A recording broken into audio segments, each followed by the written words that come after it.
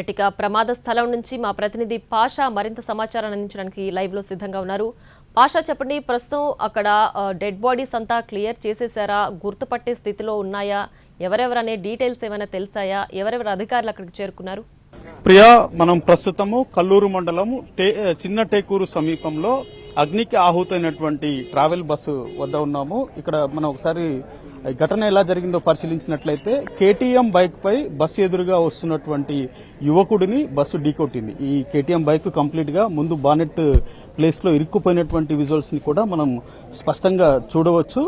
ఆ బైక్ దాదాపు 300 మీటర్ల దూరము అట్నే దాన్ని వెంట లాక్కుని రావడంతో అందులో ఉన్నటువంటి పెట్రోల్ ట్యాంక్ లీక్ అయ్యి ఆ పెట్రోల్ రోడ్డుపై పడటము, అగ్గిరవలు రాజుకోవడంతో బస్ అంతా కూడా అగ్నికి ఆహుతైనటువంటి సిచ్యువేషన్ మనకి స్పష్టంగా కనిపిస్తా ఉంది. ఇందులో ఇప్పటి వరకు 11 మంది చనిపోయినట్లుగా ఇక్కడ ఉన్నటువంటి డీఐజీ కోయ ప్రవీణ్ ప్రకటించారు. ఇంకా మృతదేహాలు వెలికి తీసే క్రమంలో మృతుల సంఖ్య కూడా పెరిగే అవకాశం ఉన్నట్లుగా వారు చెప్తున్నారు. 12 మంది ప్రస్తుతము కర్నూలు ప్రభుత్వ ఆసుపత్రిలో చికిత్స పొందుతున్నారు. ప్రస్తుతం అయితే ఈ పూర్తిగా కాలిపోయినటువంటి మృతదేహాలను ఫోరెనిక్స్ నిపుణులు పోలీసులు పంచనామా చేస్తూ ఒక్కో మృతదేహాన్ని బయటికి తీసేందుకు ఏర్పాట్లు చేస్తున్నారు. మరి కాసేపట్లో ఏపీ హోమ్ మినిస్టర్ అనిత కూడా ఇక్కడికి రానున్నట్లుగా సమాచారం అందుతుంది. కంప్లీట్ గా ఈ బస్ అంతా కూడా పూర్తిగా దగ్ధమైంది. 2 గంటల 14 నిమిషాల ప్రాంతంలో ఆలంపూర్ టోల్ ప్లాజా దాటిన తర్వాత ఈ బస్సు మధ్యలో కాసేపు టీ కోసం ఆగినట్లుగా సమాచారం అందుతుంది. ఆ తర్వాత 3 గంటల 15 నిమిషాల ప్రాంతంలో ఇక్కడికి చేరుకున్న క్రమంలో ఇక్కడ ప్రమాదం జరిగినట్లుగా మనకి స్పష్టంగా అర్థమవుతుంది. అయితే మృతదేహాలన్నీ కూడా పూర్తిగా కాలిపోయినటువంటి ముద్దలుగా, బూడిద ముద్దలుగా మారినటువంటి విజువల్స్ ను కూడా మనం స్పష్టంగా చూడవచ్చు. ఈ మృతదేహాలని ఒక్కొక్కటిగా బయటికి తీస్తున్నారు. మరో పక్క ఈ బస్సులో ప్రయాణించినటువంటి వారి వివరాలని సేకరించే పనిలో పడ్డారు. వారి బంధువులకి, వారి ఆప్తులకి అందరికీ కూడా పోలీసులు ఇప్పటికే సమాచారం ఇచ్చారు. వారంతా కూడా ఇక్కడికి వస్తున్న క్రమంలో వారి సమక్షంలోనే పంచనామా నిర్వహించి పోస్టుమార్టం ప్రక్రియ కూడా ఇక్కడే పూర్తి చేసి వారికి మృతదేహాలను అప్పగించే ప్రక్రియ ప్రస్తుతం కొనసాగుతుందని చెప్పేసి మనం ప్రధానంగా పేర్కొనవచ్చు. అయితే ఇలాంటి ఘటనలు NH-44 పై సర్వసాధారణమని మనం ప్రధానంగా పేర్కొనాలి. ఇటీవల కాలంలో 2014 అక్టోబర్ 30వ తేదీన పాలెం వద్ద ఇదే మాదిరిగా ఘటన చోటు చేసుకుని మొత్తం 42 మంది అక్కడికక్కడే సజీవ దహనమైనటువంటి పరిస్థితి మనం అప్పుడు చూసాము. అట్లాంటి పరిస్థితే మనకి ఇప్పుడు ప్రస్తుతం చిన్న టేకూరు వద్ద కనిపిస్తా ఉంది. ఇక అంతకుముందు 2002లో కూడా ఇటిక్యాల వద్ద ప్రమాదం జరిగి ఇదే మాదిరిగా బస్సు దహనమైంది. కంప్లీట్ గా అందులో ప్రయాణిస్తున్నటువంటి వారందరూ కూడా సజీవ దహనమైనటువంటి పరిస్థితి అప్పుడు కనిపించింది.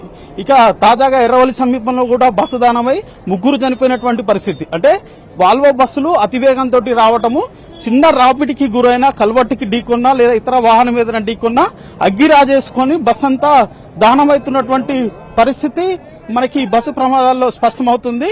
ముఖ్యంగా మనం చూసినట్లయితే ఇంకా లోపల మృతదేహాలు కాలుతున్నట్లుగా చెప్పవచ్చు. పుర్రెలు కూడా మనకి కనిపిస్తున్నాయి. మృతదేహం కంప్లీట్ గా కాలిపోయి తల భాగం పైకి వచ్చినటువంటి పరిస్థితి మనకి మనం వెలివేటి చూపించే ప్రదేశంలో కనిపిస్తా ఉంది. ఇక్కడ ఇంకా మృతదేహం లోపల దగ్ధమవుతున్నట్టుగా పోలీసులు చెప్తున్నారు. కంప్లీట్ గా కాలుతున్నటువంటి పరిస్థితి కూడా మనకు కనిపిస్తా ఉంది. ఇక పై భాగంలో స్లీపర్ లో పడుకొని ఉన్నటువంటి వారి మృతదేహాలను ఒకసారి చూసినట్టయితే ఇక్కడ ఈ భాగంలో 2 మృతదేహాలు సంబంధించినటువంటి ఆనవాళ్లు మనకు కనిపిస్తున్నాయి. ఇక వెనక భాగంలో మరో మృతదేహానికి సంబంధించినటువంటి ఆనవాళ్లు మనకు కనిపిస్తున్నాయి. ఇక అత్యవసరంగా తెరవాల్సినటువంటి డోరు ఇది. ఈ ప్లేస్ లో అత్యవసరమైనటువంటి ద్వారము, దీన్ని తెరిచేందుకు ప్రయత్నించినప్పటికీ కూడా అది తెరుచుకోలేదు. దీనివల్లనే మృతుల సంఖ్య పెరిగిందని చెప్పేసి ప్రాథమికంగా అంచనాకు వస్తున్నారు. ఇది తెరుచుకొని ఉంటే కొంత మృతుల సంఖ్య తగ్గే అవకాశం ఉన్నట్లుగా మనకు తెలుస్తా ఉంది. ఆ తర్వాత డోరు పగలకొట్టి వెనకాల ఏమైనా మృతదేహాలు ఉన్నాయా అని చెప్పేసి పోలీసులు చూశారు. కానీ ఈ అత్యవసర ద్వారం ఇది తెరుచుకొని ఉంటే మాత్రం ప్రమాద తీవ్రత కొంత తగ్గే అవకాశం ఉంది. మృతుల సంఖ్య కూడా తగ్గే అవకాశం ఉన్నట్లుగా పోలీసులు చెప్తున్నారు. ఇక వెనక సీట్లో ఉన్న వాళ్ళు బయటికి తప్పించుకునే ప్రయత్నం అయితే చేయలేకపోయారు. కంప్లీట్ గా అందులో ఇరుక్కుపోయినటువంటి పరిస్థితి.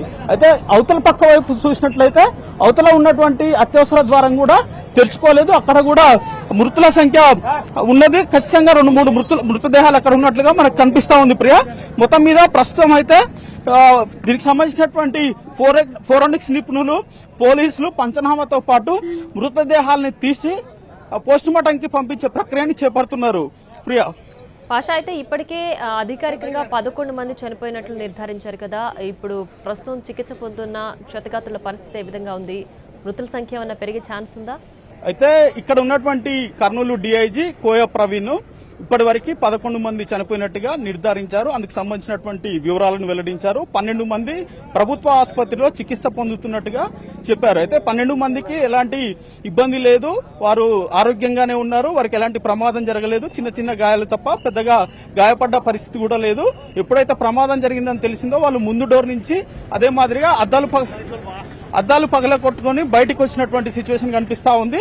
అయితే వారికి ఏం ప్రమాదం లేదు. మృతుల సంఖ్య మాత్రం మరో 7-8 మంది మృతదేహాలు వెలికితీసే క్రమంలో పెరిగే అవకాశం ఉన్నట్లుగా అధికారులు చెబుతున్నారు. మరి కాసేపట్లో ఏపీ హోమ్ మినిస్టర్ అనితతో పాటు పోలీసు అధికార యంత్రాంగం అంతా కూడా ఇక్కడికి రానుంది. ఇప్పటికే తెలంగాణకు సంబంధించినటువంటి ముఖ్యమంత్రి రేవంత్ రెడ్డి కూడా ఆదేశాలు జారీ చేశారు. గద్వాలకు సంబంధించినటువంటి ఎస్పీ కలెక్టర్ కూడా ఘటనా స్థలానికి చేరుకున్నారు. వీరంతా కూడా తెలంగాణ ప్రాంతానికి చెందినవారు కాబట్టి ఎవరెవరు ఏంటి అనే వివరాలు సేకరించే పనిలో పడ్డారు. Priya. Right Pasha, thanks for the updates.